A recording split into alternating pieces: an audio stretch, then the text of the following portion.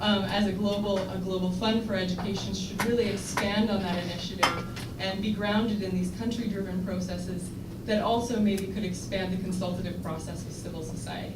Because while civil society is represented at the board level, at the global level of the FTI, at country level, that's a weaker representation. And so it is clear that there's a need for greater civil society participation at the country level. Participatory governance is also a key element of that, and so it's about having equal votes, like similar aid architecture mechanisms out there. You have a Global Fund for AIDS, TB, and Malaria, where every country has an equal vote, and so there isn't this power differential. You actually build into the governance equal participation so that you can have a much more equitable distribution of the resources and equitable decision making. It should be multilateral, multi-donor, and multi-instrument, and that will allow all of these different aid flows to be coordinated with all of the different countries who are sending their money out into the world for good or for ill.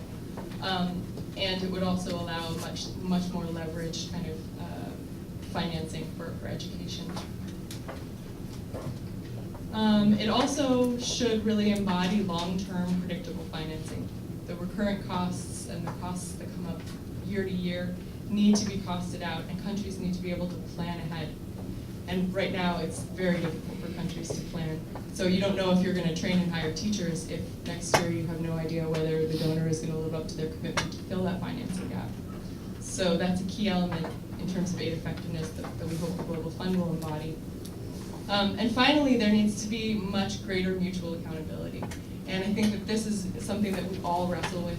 You can't necessarily guarantee that you're going to get results, and you can't necessarily chase that causal chain back to what what the original intention is. But basically, the need for accountability involves the need for oversight, and the need for better data, the need for better monitoring, and improved transparency, and benchmarks for realizing specific targets.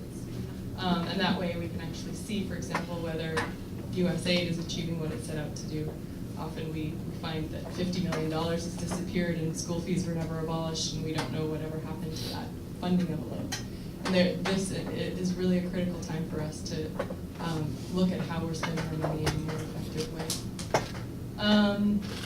So that's really my last slide. I think the final,